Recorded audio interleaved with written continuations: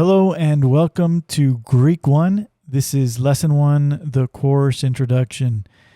Let's in this lesson in this video we're going to talk about what this course is all about. We're going to talk about who it's designed for, the textbooks, course outline, and how to study so that you do well. So basically everything you got to know before you jump into this course. So let's get to it. All right, first of all, obviously this is Greek, but what exactly we're getting into here? All right. The Greek course is actually going to be 4 courses long, Greek 1, 2, 3, and then 4. And this is Greek 1. This course is going to cover the noun system for biblical Greek. You are going to learn basic Greek grammar. I know you're very excited about that. Some of the most common Greek words, and by that we mean the most common Greek words in the New Testament. So we're talking specifically about biblical Greek words. Now the language is called Koine Greek. Koine means common Greek of the first century. So this is not the really fancy literary Greek that Plato wrote in and that sort of thing. This is going to be more like street common Greek. But we're taking the vocabulary in, and a lot of things we're going to be talking about are specific to the New Testament. So the New Testament, the Bible, was written in common Greek. It was not the higher literary Greek that I was referring to. The Bible is actually written in very basic street common day Greek. And we're going to learn historical pronunciation, not Erasmian. So this is probably going to be a little bit of point of contention for a lot of people. When I went to school to learn Greek, and when everybody goes to school to learn Greek, they in academia, you learn a pronunciation system called Erasmian. Erasmian is used just because it's used and nobody wants to switch from it, but it's actually a made-up pronunciation system. Greek was never pronounced the way it's pronounced in schools, and in fact, if you were to go to Greece and speak the kind of Greek that you learn in colleges today, it's like nails to a chalkboard to them because the typical pronunciation that's used in academia is unnatural. It's just really bizarre. We'll talk more about later. In this course, we're going to not do that, and we're going to use the actual historical pronunciation, which is a lot more like modern Greek. It's a lot easier to pronounce. It's more difficult to spell if you're hearing it, but since we're not writing Greek, we're just reading it, it's just going to be a lot easier. And it's actually historically true, and it's what the Greeks use today. So because it's the way Greek was actually spoken in the first century, because it's easier, and because it's what's actually in use today, I don't see any reason why we should not use historical Greek. So that's what we're going to do, and I got a whole lecture on that coming up in a little bit. And we're also going to practice reading from the Bible and related texts. So obviously this course is designed specifically for people who are interested in reading their Bibles. You'll be able to read some other related texts, but really this is for reading your Greek Bible. So essentially by the end of this course, and by this specific Greek 1, you'll be reading some basic sentences out of your Greek Bible. You will not be an expert in Greek. I know a lot of people want to take this course and by the end of it, you're going to be citing Greek in all your sermons and all this stuff. You're going to be a baby. This is called, and normally when you take this in college, they call it baby Greek. That is literally what it's called, baby Greek. You're not going to be an expert, so it's going to be a while before you get to that point, but you'll be really amazed, and I think you'll be extremely encouraged, and you'll be on your journey. By the end of this, if you do 1 lesson a week, in 3 months, you'll be reading some basic sentences out of your Greek Bible. Okay, who is this course designed for? Right off the bat, I'm going to tell you it's for inmates. So let's jump in and talk about what that means. These courses, all of the courses you're going to see in, as part of this project, they're all specifically for inmates. I've taught inmates. I've been an inmate. I get where you guys are coming from because I was there too. I get it. You do not need to be a graduate to succeed in these classes. A lot of my brothers in prison did not graduate high school. They did not go to college. They a lot of times did not graduate junior high or even elementary sometimes. So I get that. I get that you're coming from a background where you'll say, hey, I didn't make it all the way through a lot of these things. I struggled in school. I get it.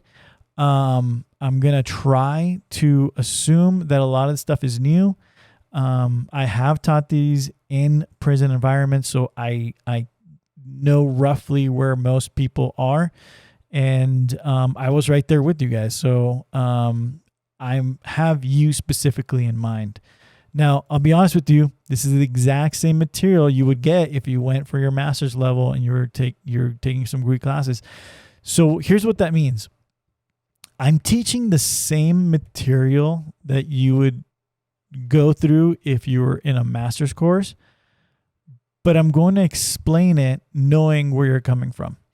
And so on the one hand, I'm aiming this at you, and on the other hand, I'm not going to make it I'm not going to make it easier. I'm going to be clear, and I'm going to try and anticipate all the questions you might have.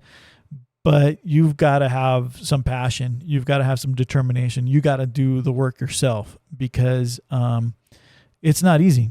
Greek is one of the hardest things you can do, even if you were good at school, even if you did graduate high school and college and went to grad school.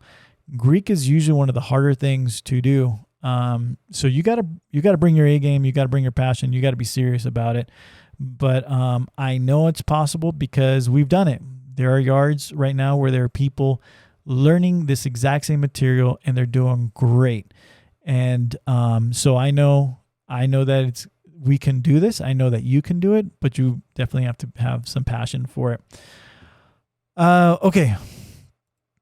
The videos are labeled so that you can find them on your tablet. So each video is going to have a title that starts off with Greek 1.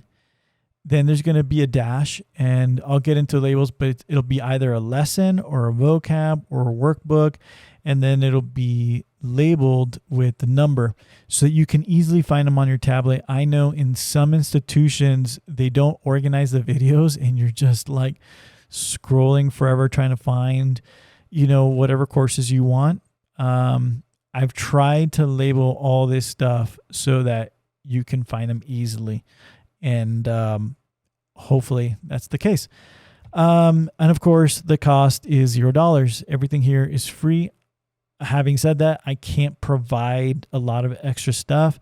I'll make things available if you have access to our website, or if you have somebody on the outside have access to our website. You can download quizzes, you can download extra material and have your family send it in, depending on what your institution allows. But obviously, what you see here isn't going to cost you any money. So I hope that's a blessing for you, and hopefully you can partner up with people on the outside who believe in what you're doing and can support you a little bit with textbooks. Okay, having said that, here's textbooks suggestions if you can. All right, if you can. I'm saying if you can because I get it. I've been there making 8 cents an hour. I understand what that is. I know some states are passing, bills where you guys can get paid a little bit more. But I understand what it is to, look at your books, need to get your hygiene stuff, and to spend $30 to $100 for a class is impossible. I mean, it really is for a lot of you, and I understand that. So I've tried to include all the information in the videos. So if you can't afford the textbooks, you can pause and you can write all that stuff down. I'll have handouts available on the website. So if you want, you can go to the website, have somebody on the outside go to the website, download it, print it, and send it in to you. I'm doing the best that I can, but obviously, the ideally is for Christmas, instead of rocking, the new shoes or whatever, maybe you have to sacrifice and get the books for this course. That's up to you. Anyway, textbooks, if you can. The first one I recommend is the Basics of Biblical Greek Grammar book. There are different editions. The picture on the screen here is the 4th edition.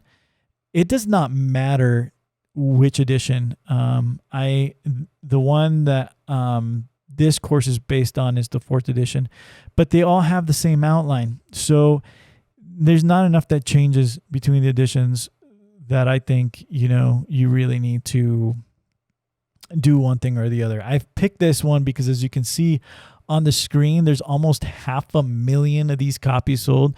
This is by far the most popular Greek material that you can get. So I think I'm just going to go with that. And it is a hardcover. They do not sell this in softcover. If you're an institution that does not allow hardcovers, usually you can get, that you can get the hardcover ripped off, and that's fine. That's what we did on Different Yards, and that should be fine.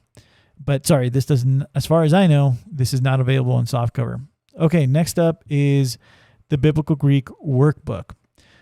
They look almost identical, and that's why I'm showing you pictures, because if you're having some family buy these for you, the covers look almost identical. Notice the difference. This one says grammar and this one says workbook. The grammar is the textbook. That's just for reading the lessons.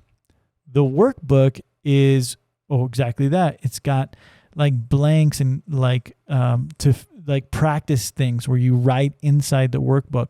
This is really great for you to practice what you're reading. In fact, I think this is even more important than the grammar, because if you can only choose one of the two, I would say you pick the workbook, because what you could do is watch the videos, write down the information on your tablet, watch the videos on the tablet, pause, write down what you got to memorize. And then once you've learned it, you can go to the workbook and just practice it. So if you really only have enough money for one book, I actually think that the workbook would be better for you. But that's obviously my opinion. You do you. I'll just say one more thing about these covers. These covers that you're looking at here, they're mostly white with a little bit of blue. The earlier editions are all blue with a little bit of black. But like I said, it doesn't matter. Do either one. The differences are very, very minimal. Okay, the last thing I'm going to recommend is a Reader's Greek New Testament. This is the one you got to get. If you're going to get a New Testament in Greek, this is it. Don't mess around and do something else. This specific one is the one you want. Why? If you go online onto Amazon and order a Greek New Testament and it's not this, you're going to get a cool Bible that is only in Greek, and you're going to have a very difficult time reading it. This particular a Reader's Greek New Testament by Zondervan. Actually, I don't even know if it is Zondervan. So I thought it was, but maybe it's not. Anyway, this one is really nice because it has vocabulary at the bottom. So you don't know all the vocabulary, and even I've been reading for Greek for a long time. If I'm in a letter or something that I don't read a lot or is really technical, there'll be vocabulary I don't know, and it's really nice to have at the bottom a list of vocab. And so this one's really great. It's also really nice looking. I've gotten this one into many yards. So it's a soft cover. It's kind of leathery, and a lot of yards will let this in.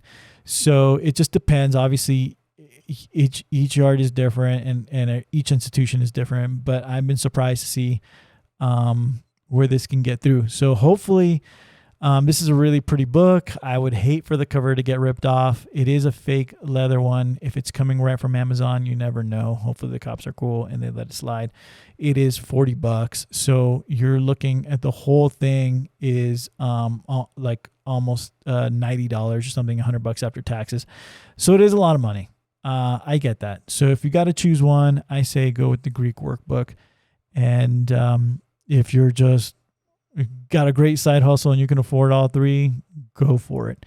But those are the three that I recommend. Okay, moving on. Course outline. What are the lectures? Okay, I have a video for each of these lectures. I want you to notice that there are numbers missing. There is no lesson 2 and there is no lesson 4. There doesn't need to be, and that's why I'm following Mounce's outline. I'm following the same chapter numbers that he uses, and there are things where he doesn't have lessons for them. For example, there'll be reviews and things of that nature that I'm just not gonna make videos for. The reason I'm putting this screen up here is because I don't want you wasting hours looking for lesson 2 or lesson 4.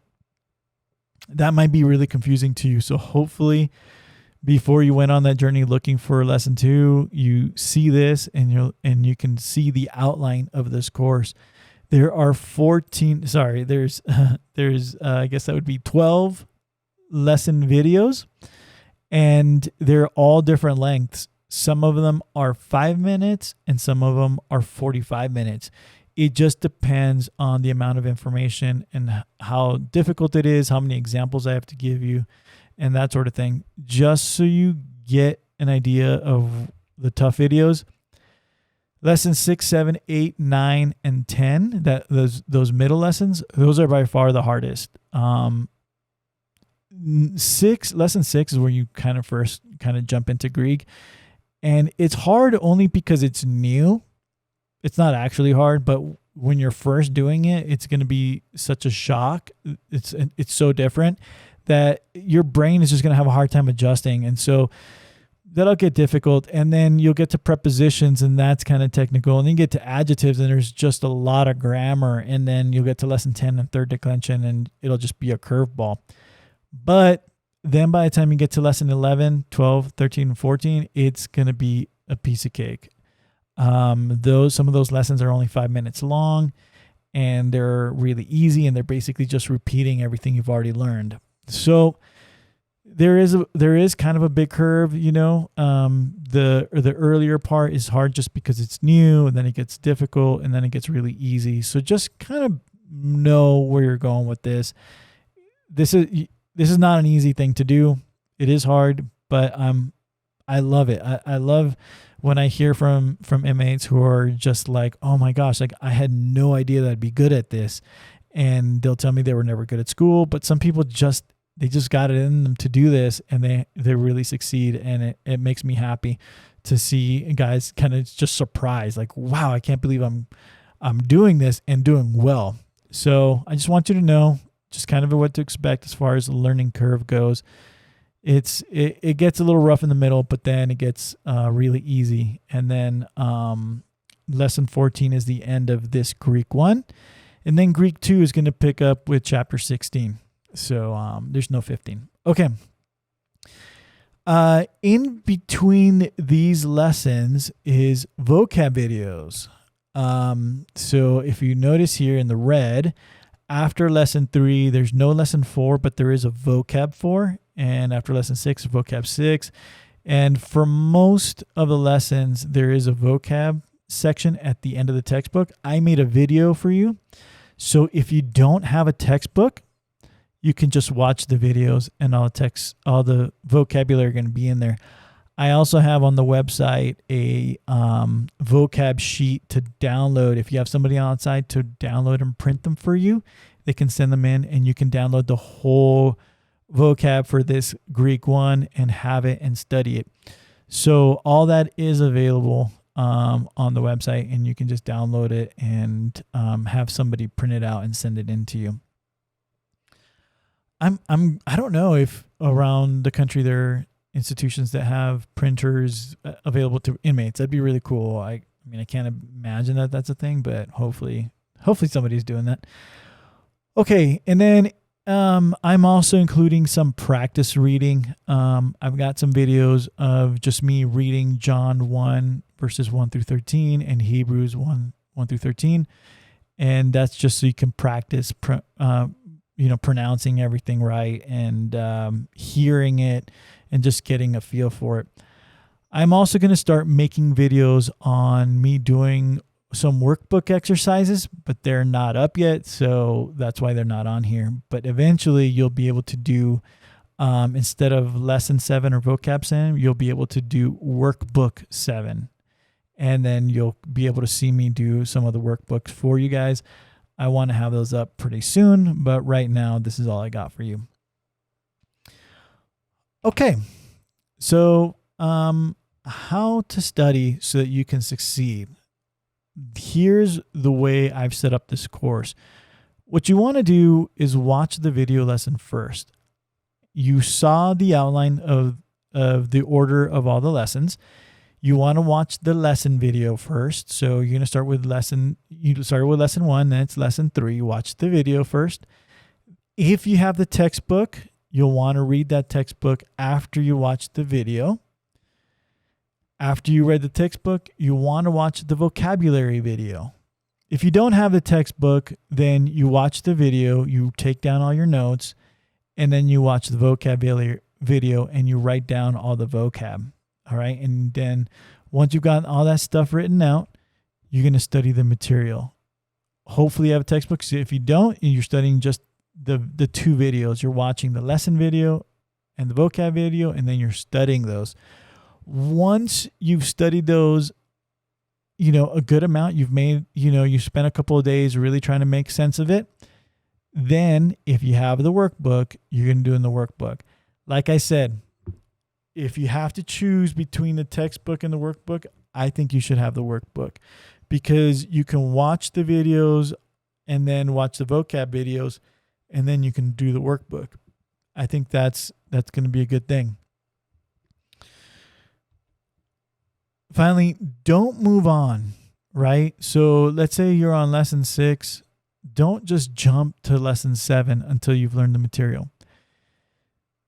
When you're watching the videos and I go through the lectures, I will tell you, hey, this is absolutely critical before you move on. And I'll tell you, don't do anything until you've memorized this chart or whatever it is. There are things in Greek where you can't just half-heart this thing. You've got to really do a good job. There are other things I'll tell you, hey, you just need to be familiar with this, but you don't need to have it memorized.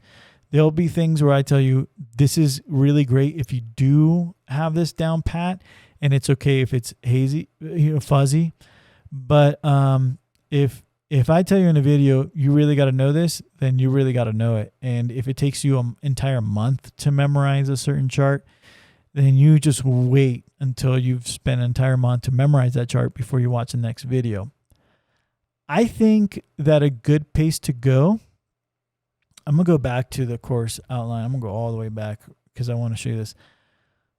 I think that probably realistically, if you're doing this on a yard where there's not a lot of people around you can study with, the way you'll probably have to do this is you'll go through each of these videos and you'll get pretty far into Greek 1, and then you'll have to go back and redo it again to really understand it.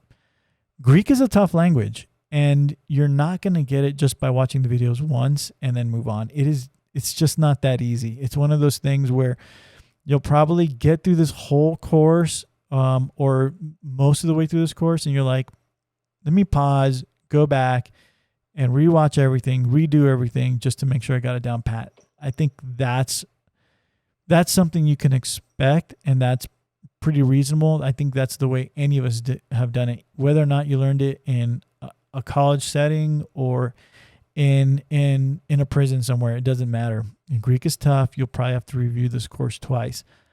I think that a good pace is one of these lessons a week. If you're really doing it right and you're really, really studying, I think one a week is good. I think if you did one, if it takes you 2 weeks per lesson, I think that's also fine. I think that's actually somewhere between spending 1 to 2 weeks per lesson is a good pace. I think that's fine. Now, obviously, if it takes you longer, you're quicker, that's good too. But I'm just trying to give you what I've seen is that when inmates spend 1 to 2 weeks per lesson, they're good. And a lot of times I see them do one lesson per week and then they get near the end and they just redo the whole thing just because they're like, you know what, there's too much stuff in here that I'm not 100% on. And I think that's fine. That's what I like about the institutions are letting inmates have tablets now, because now you can kind of go at your own pace and learn this material. And honestly, guys, Greek is one of those things for even people who are really good at school. This is a tough thing. So you're doing something really cool. You're doing something really impressive. You're doing something meaningful and important. And I want to encourage you to really give it a shot. You know, it's not going to be easy. If it was easy, everybody would do it. And this is one of those things where it's hard and you're just going to do your best. But it's really, really cool that so many people give this a shot and they're so successful at it and they find out, wow, this is something that I really can do.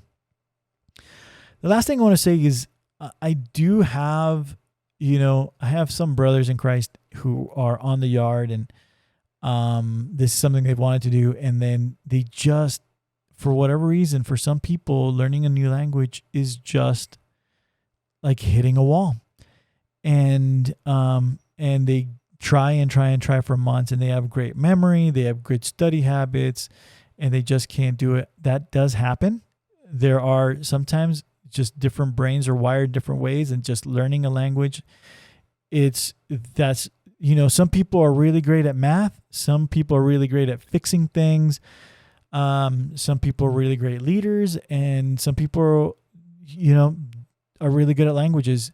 I think you need to give yourself some grace. If you're really putting in the effort and you're just realizing that, hey, you got through this whole thing and things just aren't sticking, it's just not making any sense, you're studying with people, you're really giving it a shot, that is a thing that happens.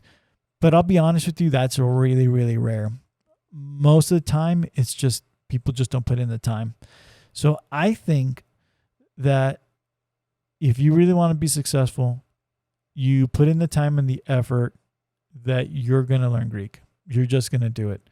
And then, of course, there are the people who it comes more naturally to and all that. But the Greek tends to be one of those things where it's just about time and effort. Of course, there are some times where people's brains are just better at other things, and that's fine too. But honestly, I really think you should give this a shot. Give it a try. Hopefully it clicks. You definitely have to write things down. You have to watch the videos with a pen and paper. You got to set aside time every day to study for 10 or 15 minutes. And hopefully you're not doing this by yourself. If you got another brother on your yard, another Christian brother who really wants to do it, hopefully they're in your same building so that you can study together. That's ideal. And yeah, you do that, and I think you're going to be successful. Either way, I wish you that Godspeed. I pray for your success. And until next time.